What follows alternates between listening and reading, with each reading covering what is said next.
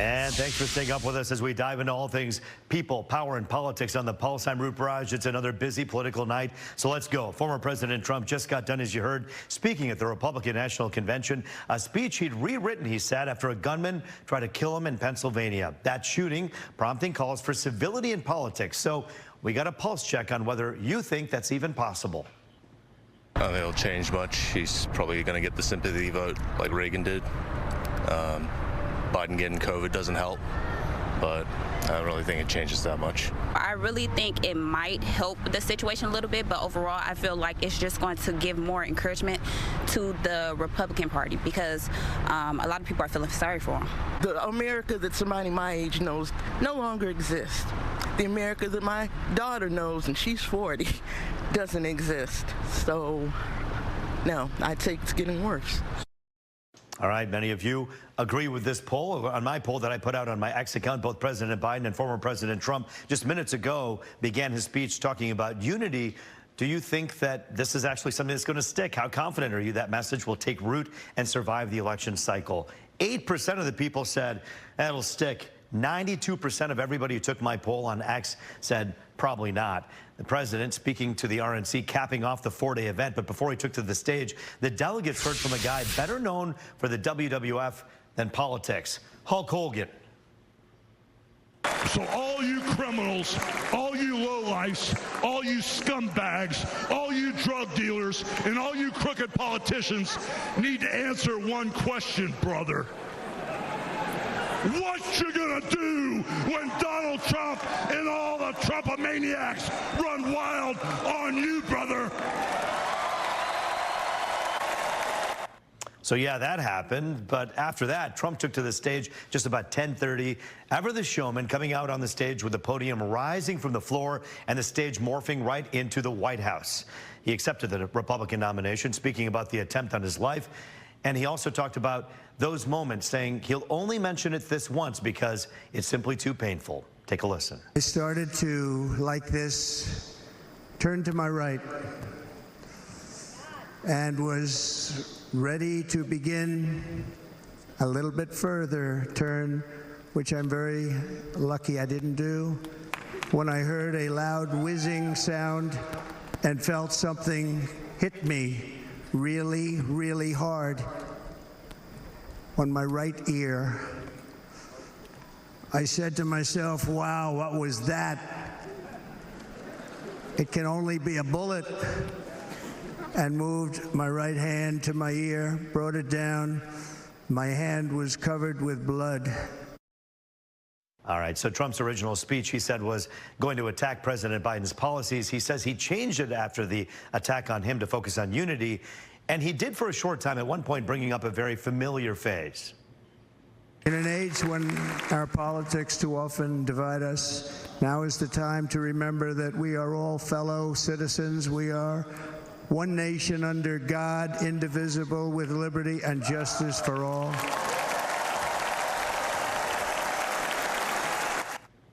All right, much of the speech he did really kind of focus on Biden's policies and what he called failed policies of this current administration. He also mentioned his false claims that Democrats cheat on elections, even though there's been no evidence of widespread voter fraud. He mentioned that the president that he wasn't going to mention him by name, but he did once, and he accused him of damaging the country, saying he's the one to fix everything from inflation and the economy to the border. He also made this call to the UAW, claiming auto manufacturing jobs are going across the border. The United Auto Workers ought to be ashamed for allowing this to happen, and the leader of the United Auto Workers should be fired immediately, and every single auto worker, union and non-union, should be voting for Donald Trump, because we're going to bring back car manufacturing, and we're going to bring it back fast. A little fact check here. The Bureau of Labor Statistics shows auto manufacturing jobs are actually up year over year. Michigan native Kid Rock also performed. We can't show you that because of music licensing rules, but the time of celebration for Republicans comes as Democrats are on red alert for President Biden's campaign. You know, just a week from you know where, a COVID diagnosis. And now even more Democratic defections. Some big names telling him he should step away from the race. Just today, we learned former President Obama told allies that he's concerned. And former House Speaker Nancy Pelosi privately telling Mr. Biden the party might not be able to take back the White House or the House itself if he doesn't step aside. Even showing him polls, she says, proves he likely can't defeat Trump. They're just some of the Democrats who've at least expressed concerns about the Biden campaign. Some notable ones right here. Senate Majority Leader Chuck Schumer is one of them. House Democratic Leader Hakeem Jeffries also showing concerns about this. As we mentioned, Pelosi and Obama in that group as well. And that's on top of nearly 20 Democrats in Congress saying Mr. Biden should drop out of the race. That includes California Congressman Adam Schiff, Maryland's Jamie Raskin, who used a baseball metaphor in a letter to the president, saying there's no shame in taking a well-deserved bow when your arm is tired out. Senator Peter Welch of Vermont became the first in the upper chamber to make that call. And also Congresswoman Hillary Scholten became Michigan's first Congresswoman to say Mr. Biden should step aside. And they aren't alone. That AP NORC poll that we told you about yesterday, which shows nearly 2/3 of Democrats think that he should step out. We'll dive deeper. Just 3 in 10 Democrats are extremely or very confident he has what it takes mentally to serve effectively. And that's as Mr. Biden deals with yet another blow as well. This one to a major campaign promise, student debt. A federal appeals court blocked his debt relief plan, which would have lowered monthly payments for millions of borrowers. That's after several Republican-led states sued to invalidate the plan. The announcement comes the same day as the Biden administration announced another round of loan forgiveness for roughly 35,000 borrowers covered by the Public Service Loan Forgiveness Program. So think teachers, nurses, firefighters, or other public service. All right, the news about President Biden as well as his COVID diagnosis coming at a time where he really needs to be on the campaign trail, not sitting at home in Delaware. Right now, the Real Clear Politics average of polls shows Trump leading by 3 points. No doubt, good news for delegates at the RNC. Our guy on the ground, Fox's Jason Calvi, is live for us tonight with reaction to the issues facing not only the Republican ticket, but the Democratic ticket as well. And Jason, it's good to see you out there. Thanks for doing this work for us. All of our Fox 2 viewers are looking forward to hearing from some of our Michigan delegates there. But yes, Trump is the headliner, and we heard from him just a few moments ago. But really, this Biden story that's unfolding is pretty big, even where you're sitting. That's right. The question, we know what the Republican ticket is. It's Trump-Vance. The question right now is who's going to be the ticket for the Democrats. Even today, Washington Post reported that former President Barack Obama was privately saying that President Biden needs to seriously consider potentially not finishing this race. I want to get some reaction from Michigan. So this is Matt Wilk, a Michigan delegate from Wayne County. Matt, what was your reaction? I mean, what do you think is going to happen with President Biden? Do you think he's going to make it through this race? I don't know if he's going to make it through the race. The Democrats are in disarray right now. There are various camps and teams fighting, and we're just sitting back and eating popcorn. I mean, if he drops out of the race, all the attention of the convention has been on President Joe Biden. Did you just lose a week of attacks against the president? I don't know, because you listen closely, they talk a lot about Biden-Harris, because I think they're predicting it. If they go outside of Harris, which I can't see that happening because of the Democrats and identity politics, they'll have to start over, but there's plenty of material to work with. Do you think that if, and again, we don't know what the president's going to do, but if he drops out of this race and it's potentially Vice President Kamala Harris at the head of that ticket, do you think your governor could be the running mate there? Oh, absolutely. There's a possibility that they go with a 2-woman ticket to try to shore up. Their number one issue has been abortion, which they talk about all the time, and that would just solidify it. Does it work with the whole country? I don't know about that. What did you make of the president's COVID diagnosis in the middle of this battle for the White House right now? Well, I don't know that many people are still testing for COVID, but I guess the president is. Good luck to him.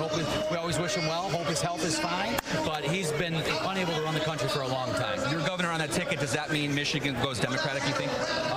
I don't know about that. She had a lot of money advantage when she won last time, and she had abortion on the ballot. That's not on the ballot in 2024. We'll see what President Biden decides to do right now, still in the race for president. Roop.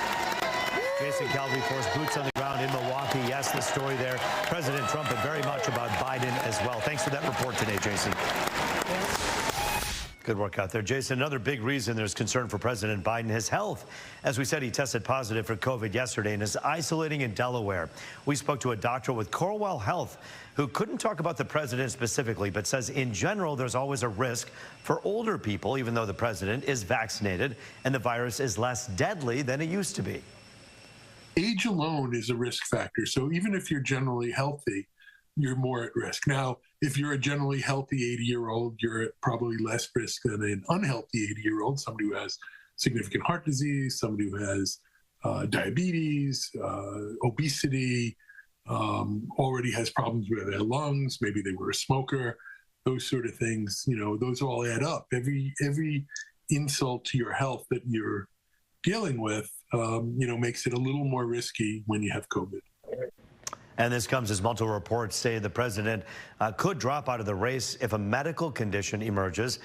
Now, with that said, we also have this statement from the Biden-Harris campaign, and it says our campaign is not working through any scenarios where President Biden is not at the top of the ticket. He is and will be the Democratic nominee, but I want to tell you that there are many people out there who are saying that at this hour tonight, President Biden is having some very honest conversations.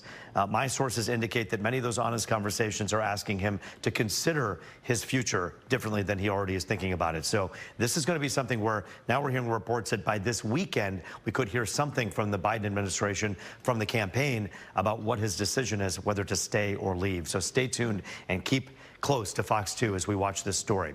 But that statement isn't stopping us from looking into the crystal ball. A Democrat and Republican are trying to predict the future of this race between Trump and Biden in the hot seat. Next on The Pulse.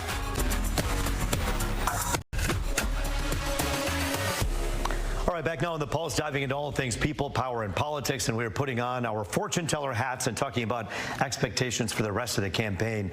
In the hot seat tonight, former Democratic State Representative Sherry Gay Degnago and Republican strategist Jason Cable Rowe.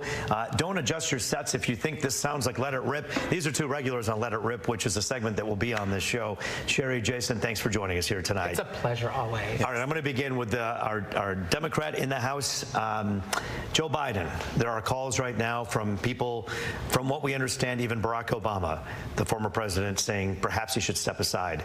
Is he going to get the memo, do you think, the current president, and actually heed that advice? You know, I think at this point it's almost inevitable when you have Chuck Schumer, Nancy Pelosi, and President Barack Obama weighing in saying, Joe, it's time to consider. I believe it's almost impossible to go forward for them to, we're starting to see tweets that are out there. A number of people are weighing in. The rumblings alone is going to start putting pressure. The clock is ticking. The Democratic National Convention is coming up in August. When does he do it? This weekend? I think we may see something happen this weekend. I mean, there are tweets that are saying that it may be Sunday. I'm not sure, but I think it would be before the convention in order to bring us all together. Jason, when you look at this country, and I know as a Republican, I know where your allegiance lies in terms of the candidates, but is that best for this country for the current president to step aside? Well, I mean, I think it was inevitable. Listen, I don't think anyone's terribly satisfied with the two choices that we have. I've never believed that Joe Biden would be the Democratic nominee. I've been saying this for a year. There is no way that he's physically and I think emotionally, intellectually capable of doing the job. When you go back to 2020, it's important to remember that he didn't even have to campaign to be president. Because of COVID, he got to campaign from his basement. Now he has to campaign and he has to be president. Those are two extraordinarily big jobs, and he's got to do both of them at the same time. He's gotten older. Sure. Clearly, he's not the man he once was. What about former President Trump at 78 years old? He just turned 78 recently. Is he too old for the job? Well, I mean, in terms of his behavior, I mean, it's, you know, everyone is different in their 70s and their 80s, depending on, you know, how they live their lives and what their genetics are. But are you worried about his stamina to do the job? Stamina, he seems seems to, as of right now, and people keep trying to compare, his verbal gaffes to Joe Biden's. Listen, he's been doing verbal gaffes for 78 years. This is not something new. I mean, he's a mushmouth. With Joe Biden, you have noticed an acceleration in the misspeaking and the physical stumbling. But, after we saw the disastrous debate on June 27th, all these interviews and press conferences that were supposed to reassure people that he's up to the job, I don't think any of them did. And but listen, Jason, what about his visit to Detroit? He was robust, he was strong, he was passionate, and he really took the crowd by storm.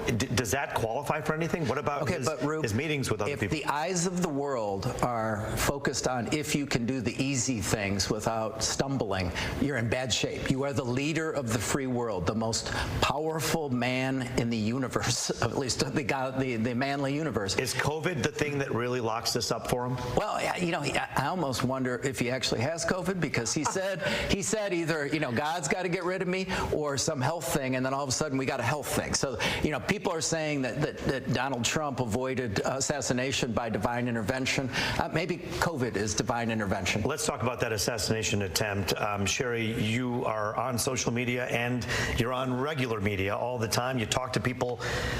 Is it a problem when you have some Democrats out there saying things like that was a bad shot and that guy missed, and praising the shooter? Have we reached a place in American politics where there are things happening that are just abhorrent and awful on the Democratic side to call for that? Well, on any side, on a human side, regardless of which race. Yeah. I've seen a myriad of posts that are making jokes about the attempted assassination. But we've gotten to a place where politics is really divisive, and people are really showing a level of discontent in the process, and then a lack of belief. And there are a lot of people that don't believe that this was an assassination attempt. In fact, there are many people who are saying that it was staged. Trump is having the Band-Aid on the wrong side. He jumped up. There's no way Secret Service would allow him to jump up and do a pump fist.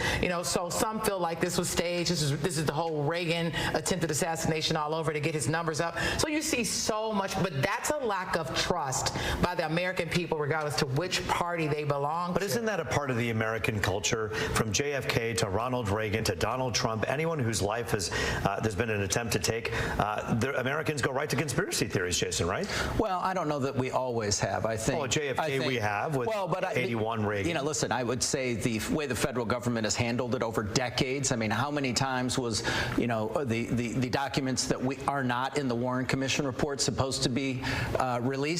And every time the timetables move, that is going to contribute to people thinking there's something there. If they keep telling us a date that we're going to get them and then we don't get them, I think what going on right now, first of all, people think that Trump, stage this. I mean, apparently there's a new poll that shows 34% of Democrats believe that this thing was completely manufactured. But then you look at the circumstances of how the Secret Service handled this entire thing. And listen, it could just be simply incompetence, but it is extraordinary incompetence across the board, where somebody looks at this and says, there's got to be more to this than that. And hopefully it is just incompetence, but my gosh, this is so many bad looks for them. Should the head of the Secret Service resign, Sherry? Something has to be done. I mean, I think right now there's an investigation that is ongoing. Hopefully it doesn't take until after the election to find out what actually happened. But anytime you have citizens, the attendees at that rally actually saw this 20-year-old young man crawling around on a roof. Sure. And most people with any measure of sense would know that the Secret Service wouldn't allow anybody to get that close to set up an AR-15 to take shots and they not see him. Something doesn't smell good. I've been to 6 Trump rallies, 3 Biden rallies, and I've never imagined that it could be that easy to get a gun in. And I'm always always that's looking crazy. around because I'm always thinking like, what happened? I was asked to stand behind the president at the Biden rally, and I was like, well, I think I'll sit over to the side. I'll be down here watching from the podium. You just never know because people are deranged in the things that they do, and so there's something that doesn't seem right. Last question. We only have 30 seconds left, so please a quick one. This president and former President Trump both say we have to focus on unity. The president's speech at the convention, the former president's speech at the convention, didn't focus on Biden. It focused on other things. Is that a good thing, Sherry? I think a lot of what the former president focused on, and in many ways, is delusional, and I still lack trust in the things that he say. Jason, do you think it's a good thing for both these guys to call for unity in our country? I'd love to, but I've seen none of it from either side. Good to see you. Jason and Sherry, always a pleasure to have you here. First time on The Pulse that we have you both together. It's wonderful to have you both. Well, still ahead tonight, the alarming rise in political incivility. The most recent example, of course, the attempted assassination of former President Trump. Next, we're hearing from a man who's faced death threats in office himself and what he says we all need to do, Democrats and Republicans, to cool things off. We're back after this.